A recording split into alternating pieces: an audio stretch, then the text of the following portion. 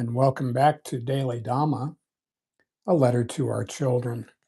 I'm Dhamma Bum, and I'll be your guide for today's guided meditation. Today is July 3rd, and it's a Friday, and we're focused on resetting our practice today. This is our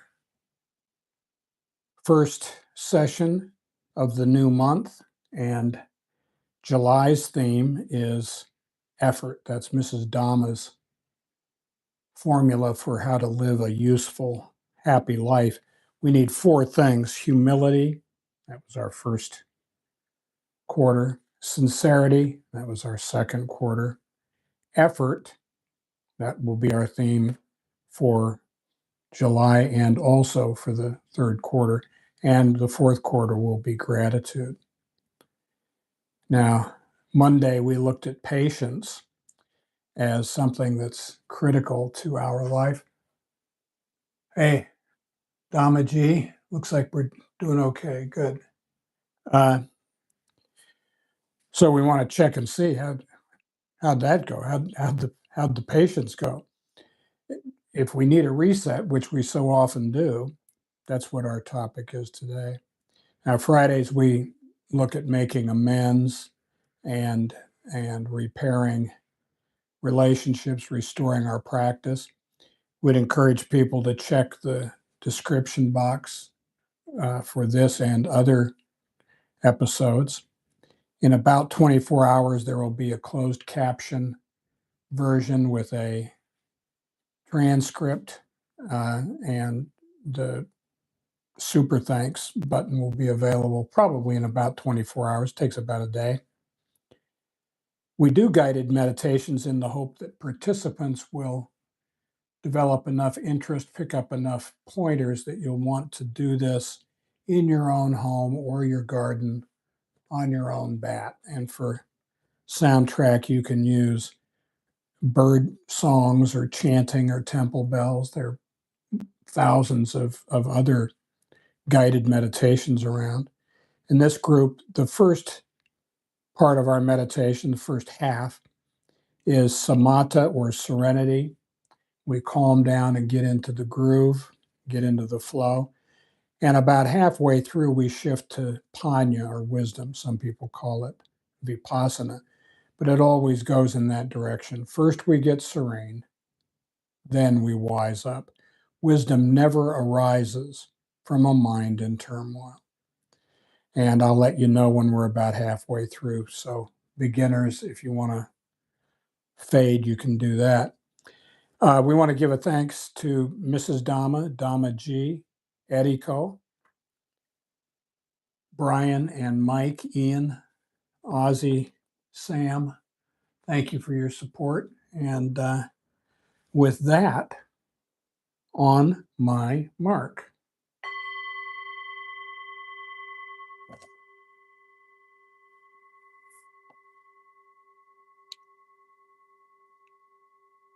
Find yourself in a quiet spot, spine straight, shoulders back. Lower your chin towards your chest and let your hands rest in your lap or on your thighs or your knees. Close your eyes and your mouth and imagine a ball of white light, an inch or two, 3 to 5 centimeters beneath your nostrils. Inhale through your nose. Watch it go down past your heart to your stomach and back out the same way.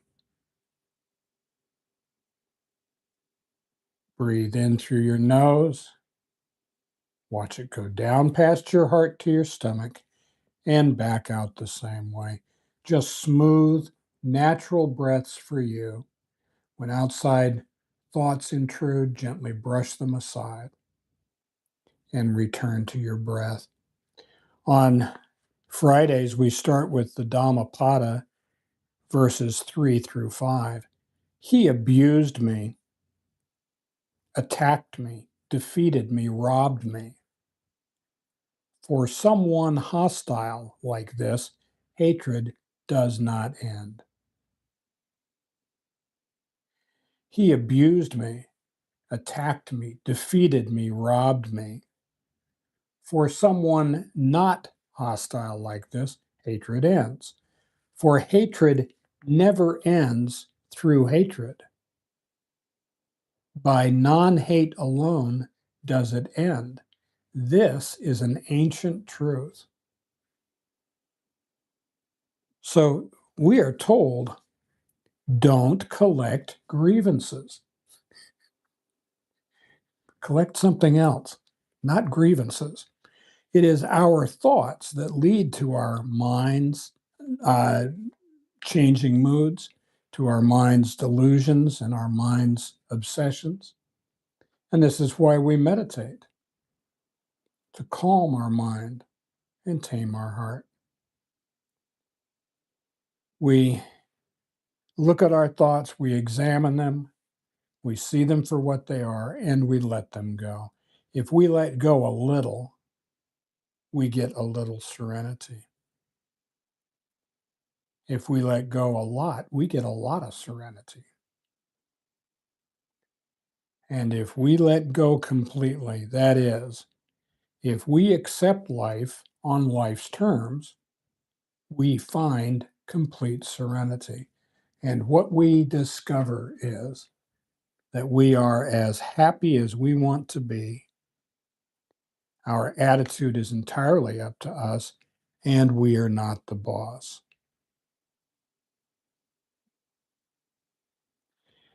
Now, as meditators, we have three duties: mindfulness, collectedness, and contentment. And in this group, mindfulness, our object of meditation is the ball of light, and we focus on it. We also listen to the Dhamma talk, but if we get attached, we let it go and we go back to following our breath. The second duty is collectedness. Some people say concentration, that works. And it just means when outside thoughts, obsessions, preoccupations enter our mind, as they will do, we gently brush them aside, thinking, no, that's not my business. I'm focused on my breath as it goes in through my nose, down past my heart to my stomach, and back out the same way. Just smooth, natural breaths for you. And our last duty is contentment. And we have a responsibility to be content, to be at peace, copacetic, calm right now, and not next week, not on Monday.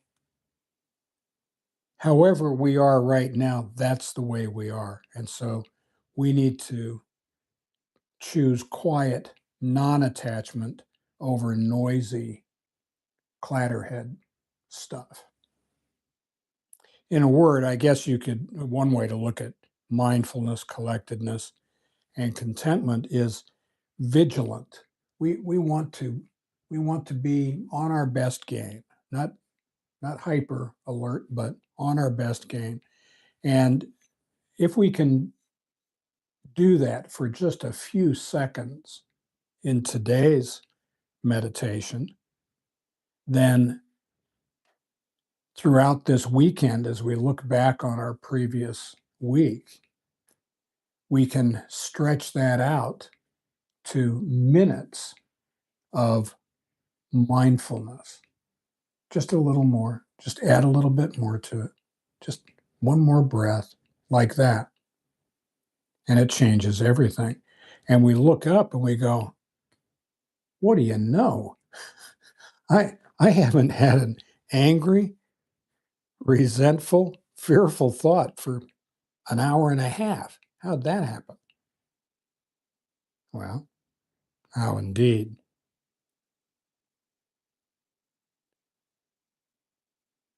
The Dhammapada, verses 25 and 26, help us with this too. It says, through effort, vigilance, restraint, and self-control, the wise person can become an island no flood will overwhelm. Unwise, foolish people give themselves over to negligence. The wise protect vigilance as the greatest treasure. So they're not talking about being defensive or on edge. They're just saying be wakeful. Keep an eye out for these things. To maintain a steady practice, we must study our monkey mind's moods and delusions. It's not reliable. It changes very easily and very often. It's very fickle. And so in meditation, we develop sati, which is mindfulness, and sampajana, which is self-awareness. And this is why we meditate. Now, that's about the first half for beginners. We're moving into the next part, which is panya, and we're going to take a deeper dive. These 4 questions we're going to look at today. You hear every Friday, but we're going to go a little bit deeper today. Let's take a look at how do we examine our week, our day, the last 15 minutes. When we're running a little rough, how do we look at that? And then what kind of things can we do when we have lost the plot?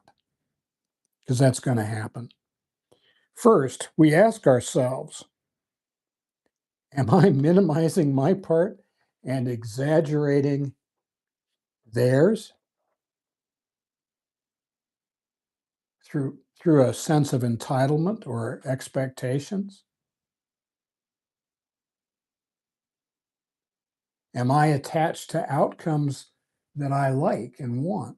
Or just as bad, am I winding myself up with aversions, things I want to avoid and not see and stay away from? Have I fixated on events which I do not control? And for example, maybe I've overdosed on my phone or the television or gossip. Somebody's called me up. I just thought you should know, blah, blah, blah.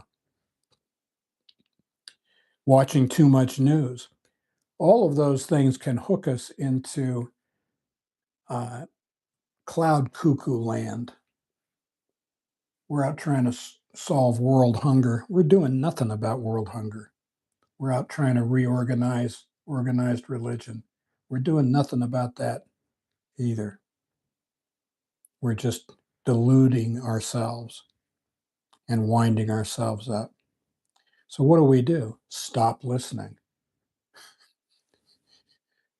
Turn off the phone, the TV. Don't talk to gossips. And by all means, don't watch the news, man. The second question, in this situation I'm looking back on, did I set myself up as a victim? Did I set unrealistic standards for how people will treat me? And then when they failed to meet my standards, did I freak? Maybe they didn't bring me sprinkles. And I wanted sprinkles. I'm quite cross with them. And I go, well, did you didn't bring me sprinkles because I'm a needle-nosed schmo? No, I didn't bring you sprinkles because we don't have any.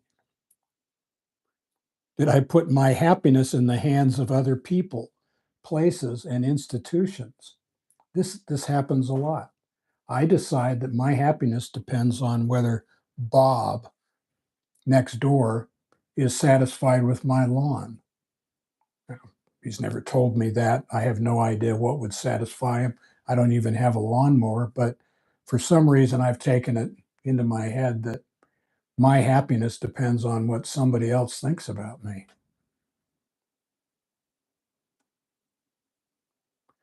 Saw a meme the other day. You might as well eat soup with a fork as hook your wagon to that star. These are automatic negative thoughts. What did they say? I'm not good enough. Why does this always happen to me? We have to turn those automatic negative thoughts, ANTS, ants, turn them off right away. So stop. As soon as the first one comes, stop and hand it over. Third, am I expecting people to be something that they are not? And this is very common when we are dealing with our family. I don't know why this happens. It happens all the time. I know Uncle Jack pretty well. I've known him my entire life. I can't remember a time in my life when I didn't know Uncle Jack. And I know how he is. Uncle Jack does what Uncle Jack does. Why did I think he was going to do something different this time? What was the thought process involved in that? And there wasn't one. I just had magical thinking. I thought maybe Jack had changed. What do we do about that? I don't know. There are a lot of things we could do. How about let Jack be Jack? See how that works. Haven't tried that before. And the last one is, am I expecting perfection? In this world, I have talked myself into believing that there's going to be a perfect outcome. That whose fault is that? So knock it off. And what we see from all four of these questions that we can ask ourselves about our dysfunctional relationships in the previous week, day, 15 minutes, what we see is that expectations really are resentments under construction. My expectations are the very root of my disappointments, my unhappiness, and my magical thinking. A princess is going to come and rescue me. Well, actually, in my case, that did happen, but you know what I mean. There's a guy out in Western Australia named Ajahn Brahmavamso, actually, is his full name. And he's got some pretty good stuff. Here's some of what he had to say. This is about expectations. In the suttas, we sometimes come across little phrases of great significance. One such phrase is, whatever you imagine it to be, it is always something else. This is one of the most profound descriptions of the Dhamma we can find. Whatever one conceives it, whatever it is, to be, it is going to be something else. And he was applying this to jhana, or levels of absorption in meditation and insight, and nibbana or nirvana. But you can apply it to anything. Dinner at Aunt Mabel's. Whatever I think it's going to be, I'll bet you it's not going to be that. It'll be something different. After having experienced this, one realizes how completely different the experience actually is from what you thought, read, and expected it to be. Let me do those three again. What you thought, read, and expected it to be. So don't have expectations. We meditate to examine our monkey mind, see our expectations for what they are, and let them go.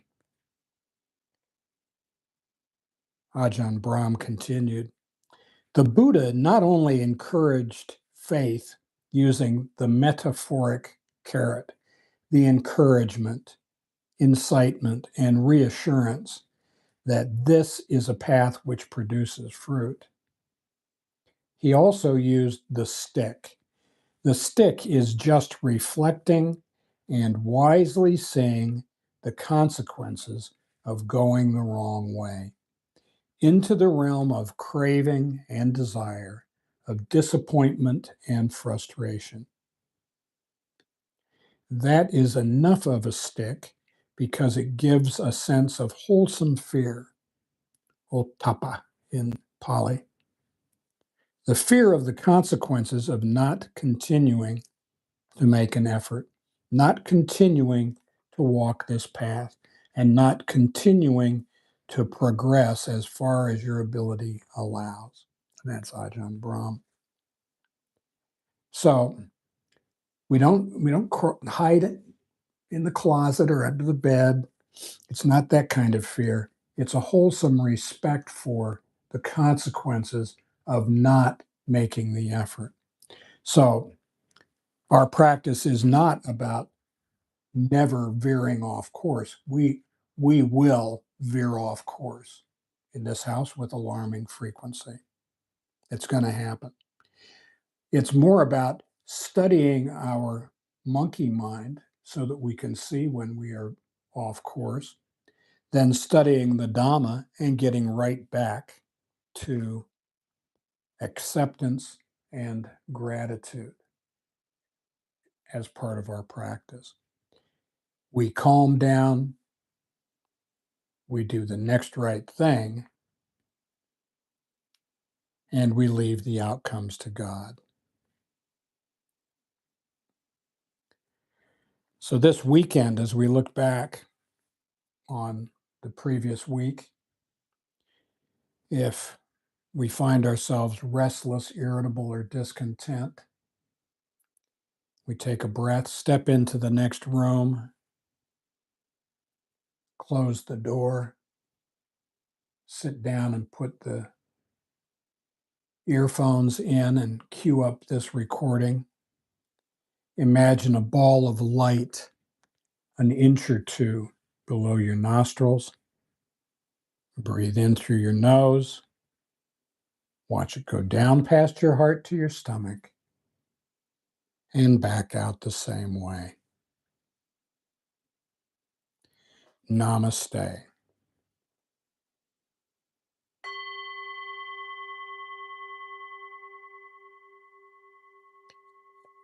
Okay. So thank you very much for coming. We will be back on Monday, July 6th at 8:45 a.m. Japan time. We're always on Japan time. If you're already here, you know how to get here. If you're listening to this afterwards, which most people do, and you'd like to join us for the guided meditation, please go to the homepage of the YouTube channel, Daily Dhamma, Letter to Our Children. And for today's date, July 3rd, you will find in the description box a little three-part formula for how to enter this guided meditation. And we welcome you here. We'd love to have you. Not necessary to come, but we enjoy having you. Daily Dhamma, A Letter to Our Children, the book on which this channel is based, is now available for download on Kindle Unlimited, and that is, if you're a member, that's free. If today was useful, please subscribe, give us a thumbs up, a comment, share this with others, see what's going on. Wow, thanks. Thanks, Dhamma G. That's wonderful. We appreciate it. And consider giving us a super thanks. That's going to be available tomorrow.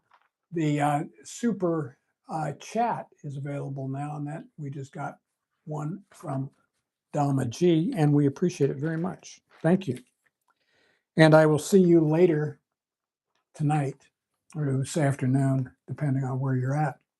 Thank you very much for coming, and have a wonderful weekend, please. Have a great day. Yeah, let's celebrate their first super on a live stream. Yippee. Super sticker. All right. Thanks very much. All right, bud. Thank you all, and we will see you again very soon. Namaste.